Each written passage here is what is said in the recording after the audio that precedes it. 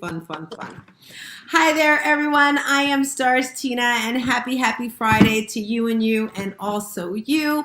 I just wanted to share something that I'm doing, and I'm actually doing this for the first time. I'm super excited, and I've always been told if you're nervous and excitement are kind of the same things. So that's what this is. I'm sure everyone knows this is Breast Cancer Awareness Month, and I've never done anything. I've never, my friends, they do races, they do runs, and it could be one because I don't have anyone that's really affected me, has been affected by it. So today I'm promoting an event that I'm doing. So Saturday next week, I'm doing a breast cancer awareness event.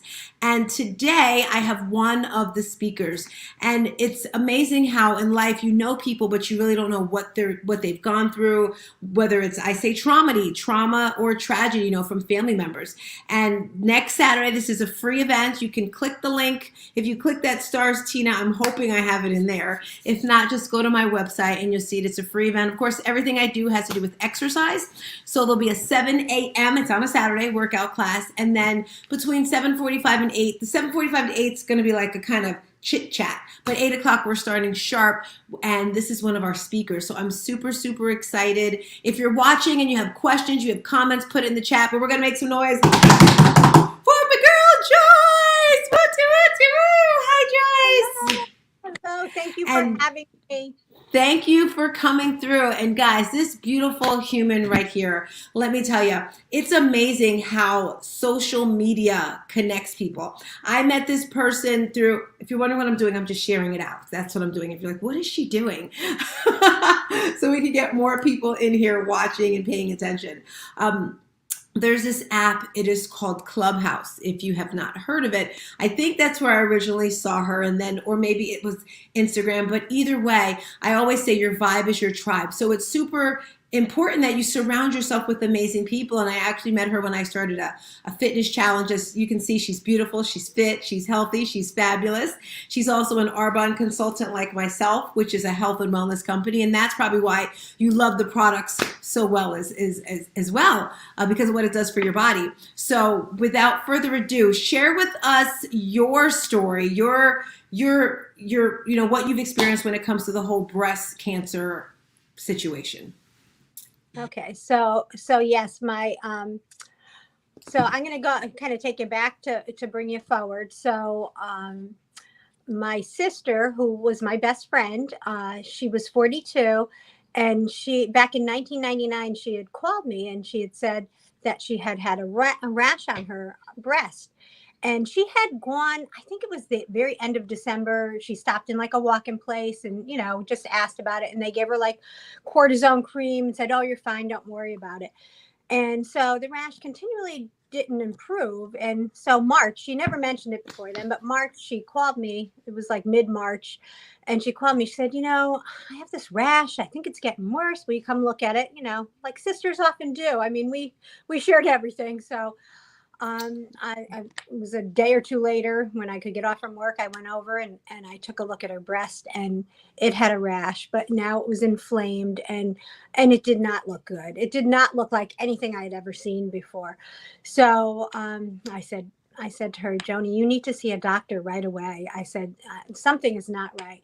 So I said, I'm going to go home. I said, I'm going to call a few people. I had a lot of clients that were in the medical field. I called a few people. I Googled it, which, they always say not to do, but I did. And, and so I got on the phone with an oncologist, and it was about 2.5 weeks to get her an appointment to see them, but it felt like a lifetime because I just had sometimes you just get a gut feeling.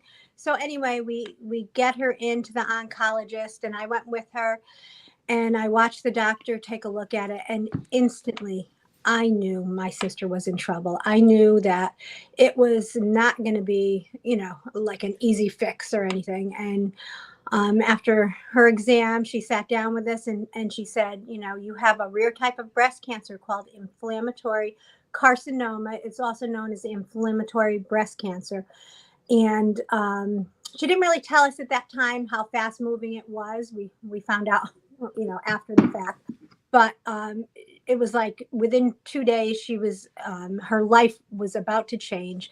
She was on chemo, she had radiation. She was a mom of 4 children, a husband, and her children were like 11 and under. And it was just, cancer is life changing, not only physically, emotionally to the person that's happening to it, but to the family and financially. So we started her treatments, and it quickly spread. So she had, like, the first month she was in and out for her treatments. By the third month she was, but yeah, by the like second month she wound up in the hospital, and it was almost like a hospice. She spent the last 2 months of her life in the hospital. It quickly traveled to her brain, traveled to her lungs, and took her life in just about 3 months. She passed away in July of 1999. We started treatment in March. I mean, it was very fast moving, which we found out along the way, like how fast moving this type of breast cancer was.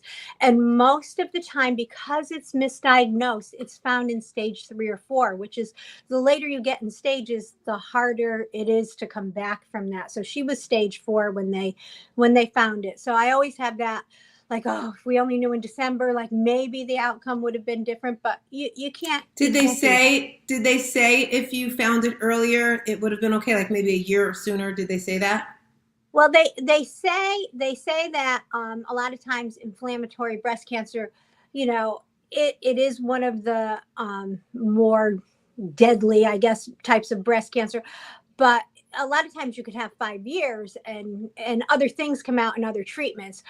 She did not have that. It was too late. So yes, early detection, no matter what type of breast cancer, they can do so much more for you if it's in the early stages. They may have been able to do something else for her than just go straight to chemo and radiation. I mean, truly, I knew when I saw that doctor, that it was not going to be a good outcome. I just knew it.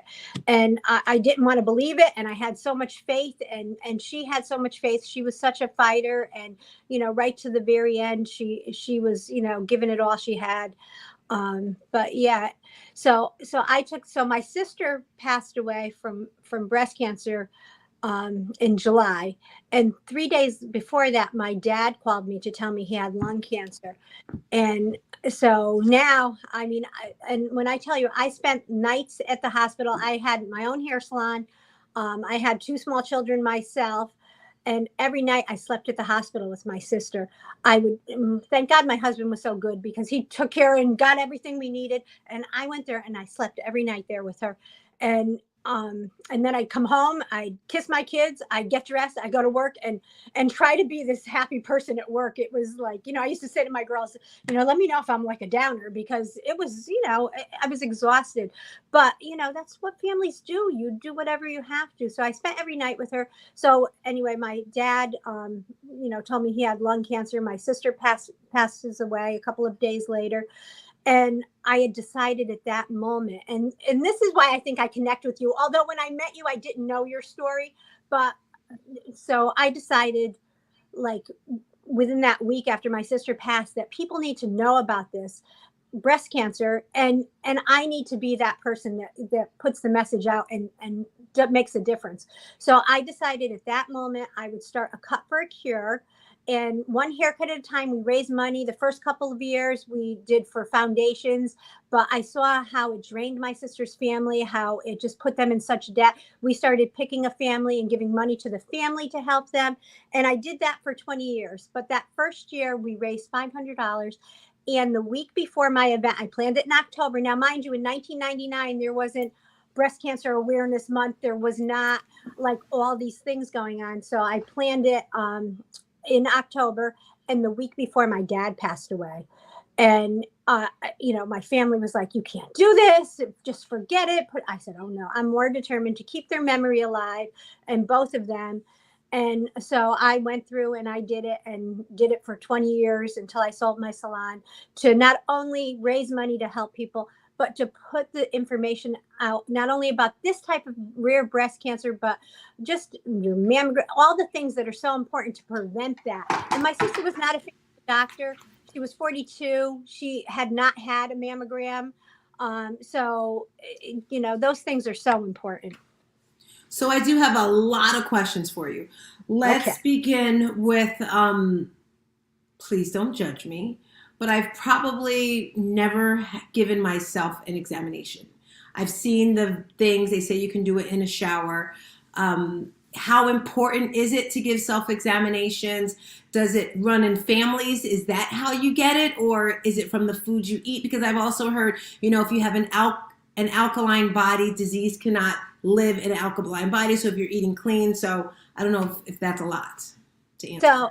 So I'm no doctor, so I'll tell you what I know, and the rest you can look up.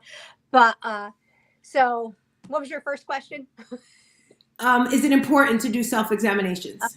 So I over these 20 years, I've met so many people that have had breast cancer survivors, and that have lost their life. And many of them are the ones who found the lump doing it themselves. So by them finding it and then getting a mammogram and seeing a doctor, their life was saved by their own action.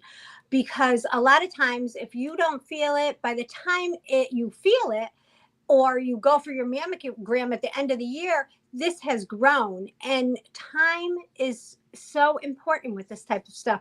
Don't be afraid. I like to say, promise to feel them. I'm asking everybody today to promise to go home and feel them. That's going to be your tagline. Promise to feel them. I did steal that from an event we had, that the girl gave little hands. When someone told her she felt them, she gave little hand pins out to them. And her foundation is called Promise to Feel Them. And it just always stuck with me because, really, we do everything for everybody else. We have to be here. We're everyone's oxygen. And if we cannot breathe ourselves or take care of ourselves, we're good to no one. So, I mean, you can YouTube it. You can, there's pamphlets. American Cancer Society has little things. You can go online and look at it, how to do it. You can do it in your bed laying down. You put one hand behind, you go around your breast. It gives you the details. You can do it in the shower. But the main thing is get to know what your breasts feel like now, because if something changes in your breast, you're going to notice it. So you want to really pay attention to how it feels right now before there's anything wrong with you. So if anything ever happens, you will be able to detect that maybe yourself just by a self exam. Gotcha. And does that go for men as well? Do you think men should check themselves also? I know men get breast cancer too. I think they should definitely check themselves. It's not as well known as women. It's not as often as women, but they do get breast cancer too. So they should definitely pay attention to their bodies. Okay. Great answer. Great answer. And then, so does it, go ahead. I was going to say, you asked about genetics. So yes. we had no other breast cancers going back in our family. So this breast cancer was the first one. If you have someone in your family that has breast cancer, like now that my sister has it, I go for my mammogram once a year, and I also get an ultrasound. And I get that for two reasons: because I have dense breasts. So another reason, like learning that your breasts are dense, they will do other things because it's harder to find find a lump in denser breasts. So dense, you mean very squishy? Is that what you mean by dense? They're almost like a little lumpy. I don't want to say lumpy because I don't want anybody to think that, but it's the tissue is different. Where some people it's just like pushing on the palm of your hand and it's skin. With some people, yes. And I don't know if it's bigger breast because I do have them a little bit bigger, but it's just more tissue in there to feel through. So getting to know that. But if you have it in your family, you should be definitely doing self-exams. You should be getting, if you're younger than 40, they say to start at 30 for your mammograms. So you should definitely be doing that younger if it has some kind of family history. They also have testing you can do, like if someone has it, to see if you have the gene. I think it's the BRCA gene. You can go for testing to see if you have that gene. So if you do have it, then there's different things you can do to prevent And what yeah. about eating? So that was another thing. I met this lady and she said she cured herself by changing her diet. She's actually an Arbonne rep and she just talks about it all the time where she stopped eating anything that was not alkaline. What are your thoughts about that? So I don't know a lot about alkaline and that kind of stuff, but I do know that a healthy diet, not eating so much, prepackaged food. That's like I had my list of things that I've learned over the years, and alcohol was like the first thing they listed. Limit your alcohol. That's another thing that just does not do anything good for your body. And then the next thing was managing your weight, which is really your diet. So is anybody that's overweight, obese, those people have more of a tendency to have something happen, whether it's heart disease or breast cancer or whatever. But your diet is so important, and trying to eat clean. I don't think anybody needs to be perfect, but I think like if you pay attention to what you're putting in your body, if you're putting so many packaged foods and chemicals or fast foods and that kind of stuff, and you're doing it all the time, then your chances are probably for getting any kind of sickness higher. So your diet and the other thing that was on here was exercise and movement. So moving your body every day, eating right. Let's see, alcohol. I have my list here. Um, you know, women that breastfeed, that helps prevent it. They say they've found studies on that. Limiting post menopause therapy if you're a person that is concerned with that. So they have, after menopause, they have different therapies you can do. You have to be careful, and you have to ask your doctor, do I have to be concerned with taking these things? Because for me, I'm at a high risk. I took nothing as I went into menopause. The healthy diet, don't smoke. You know, so those are some of the Those are things. But amazing. diet, exercise, alcohol intake, all those things can help you so much by taking good care of yourself. Um, you So, know, guys, if you are just chiming in, I'm speaking with Joy. She actually started with me with an 8-week challenge. And next Saturday, I'm having a free event. Of course, it runs around fitness because I run an online fitness boutique studio. You're all invited. Just tap in to my website. And we have a 7 o'clock fitness class. And then 8 o'clock, we're actually having a few women speak. We may possibly have a panel. It's still in the makings because, like I said, this is my first time doing this. I never thought about it in the past. It's just every year you hear it. My girlfriend, she's always doing the pink run. She'll have her tutu and this. And I'm just like, okay. And I just felt I just had to share it, like how you said. The other thing I wanted to ask you, and I tend to just speak, Joyce, I should ask you offline. I would love to support you in starting to raise money for whatever it is you did before. Like, for example, even starting with this event. And we can say, and you said, your first one was $500. And even if it's giving someone something, because I can't imagine what a family goes through if someone's sick and just like having to cook food or things like that. So if that's something you would like to, when I say lead up, I mean like be in charge of the money. Like I said, we can put a link, send it to you, and then you find a family since you've done it for over 20 years. And then this is something, what are your thoughts on that? you know what? I would love to continue the legacy I started with that, and I've kind of been at a stop. I've spoke to a few groups and stuff, so I would love to do something like that. I'd have to figure out logistics and that kind of stuff we could talk about offline. But you know Yes, what? yes. Anything to help, especially families. If you haven't been through it, you have no idea of how much, no matter how good your insurance is, which most insurance today is not that great, how it drains you, how, even like a meal for someone, or gift certificates so they can go out and buy meals, that kind of stuff, to help someone out that's going through that. And it's the whole family going through it. So thinking about how you can help them and make their life easier. I just feel I like, love it. anybody that's connected with anyone that has had cancer, or a family member, you know what I'm talking about. If you haven't been connected in that way, I hope you never are. But just know that when another thing too, I find people often when someone has cancer, they like back away and like they get nervous because they don't want to upset anyone and they don't. But you know what?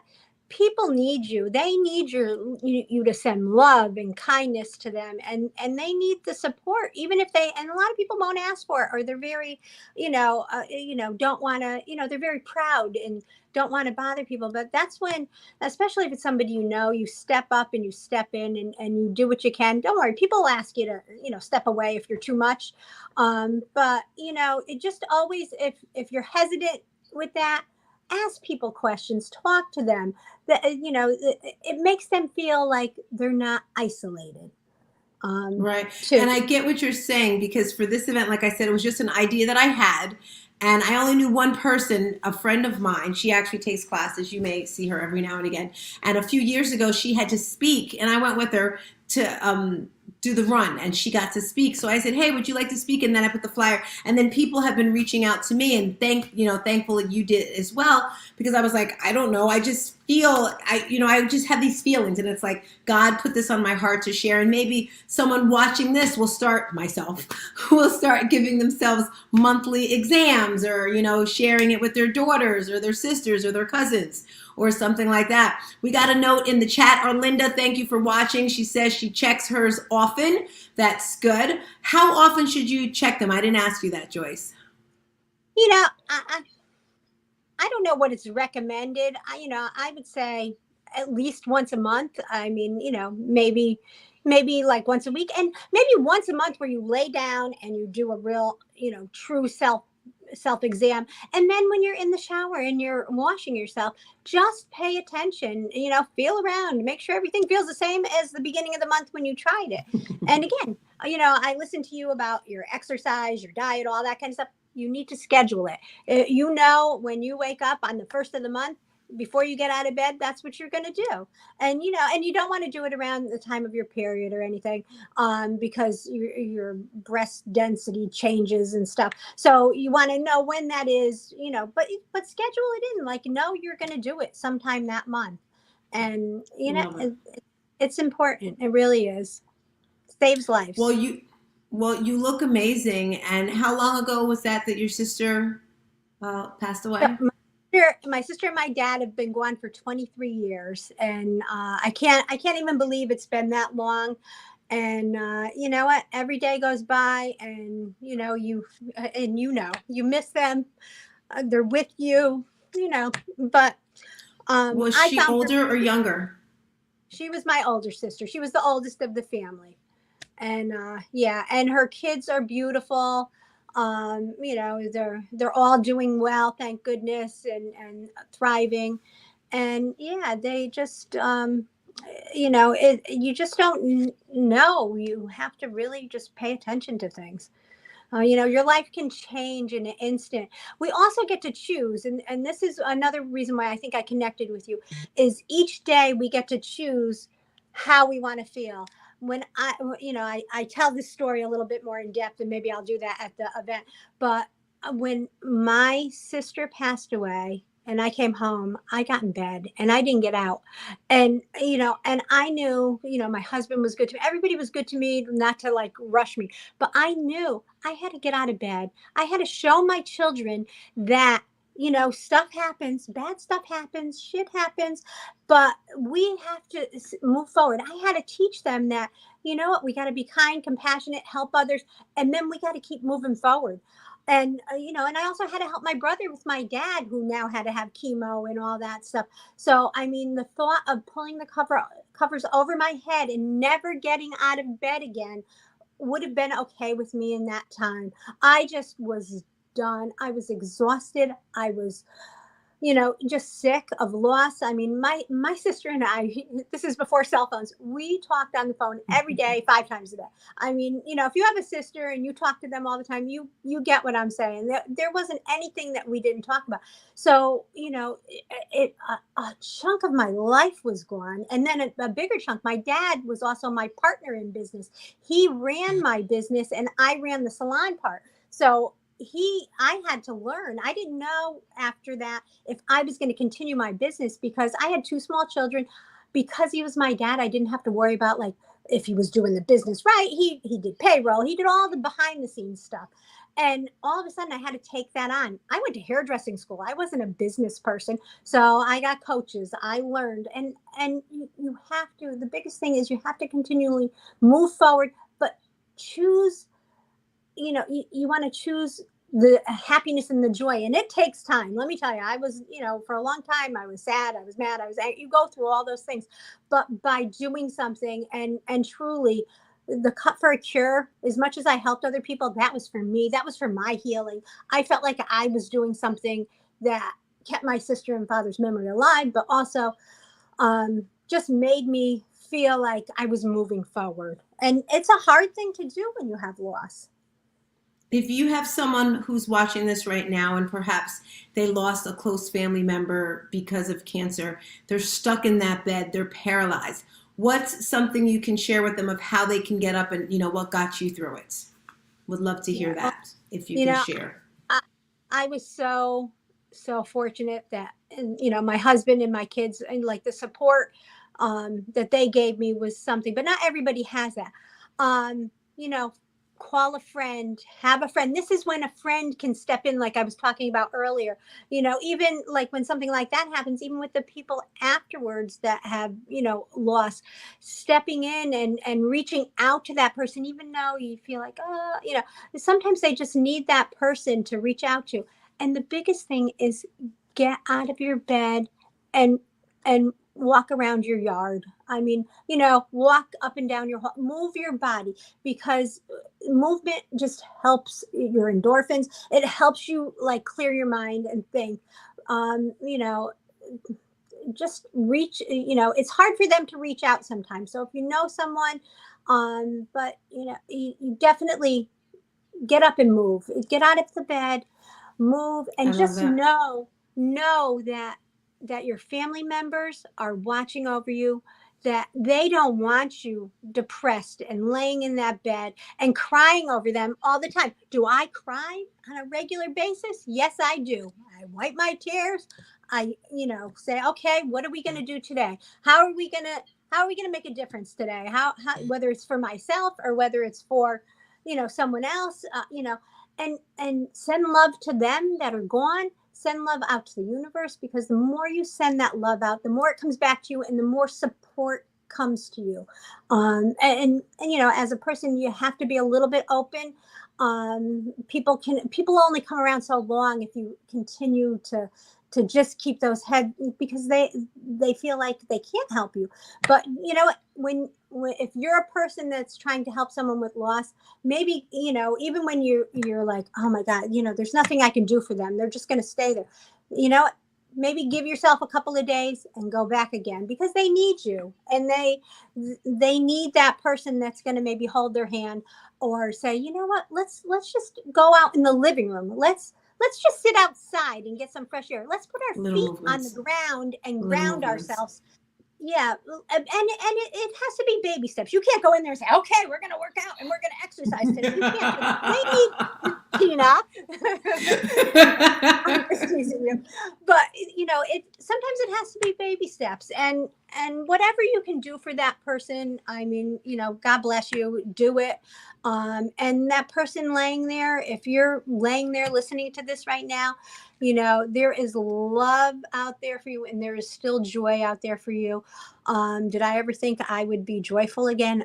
Not for a long time. It took me a long time. And I just know my sister and my dad are watching over me, and I want to continue going forward and not backwards. And it's just, it can be a struggle. It can be a struggle, but you have to push yourself. I love it. And in conclusion, guys, and I just want you to wrap this up right here in a nice, beautiful bow, because when you were explaining the different things that people could do, I'm not going to say to prevent it, but to prevent it, not to let it happen. It seemed like that could be for almost any type of disease. If you have diabetes, high blood pressure, cholesterol. So if you can just put a nice, pretty bow on breast cancer / any type of heart disease, go for it. So let me finish this off with things that are most important and what I want people to really know today, besides my story, is you must have a breast cancer screening. Your mammogram is so important. You should have it done yearly. After the age 40, if you have history, 30, you want to start at 30, and speak to your doctor. Get to know your doctor and what you need to be doing for your body. Again, self breast exams are so important, and just getting to know your breast. So those things are two really good preventative ways of not getting breast cancer, or I don't want to say not getting it, but knowing if you get it, to take care of it fast, and that you get to be earth angels with us instead of angels somewhere else. And I'm just asking everyone, like I said to you and Erica, who I don't know if she'll ever see this, but promise to feel them. Go home, feel your girls, and make sure you're healthy, because it's so important. I had to look at my notes. Promise to feel them. Promise to feel them. That's where we are. So guys, sign up. It's a free event this weekend. You get to move with us before or after in our exercise class, and get to see Joyce and some other amazing, beautiful humans. And we're going to have some type of fundraising event put together by then, so you can donate some money and we can surprise a family and give a family a little bit of support, even if it's a food basket or meal for a day or something. Something's better than nothing. So thank you again, Joyce, and I'm hugging you. Your sister's shining down. Your sister's shining down. Your father is so proud of you. Let's just keep this going. Keep it going. That's it. Bye, guys. Thank you so much for doing this. Bye. Yeah, see you. Ciao, ciao.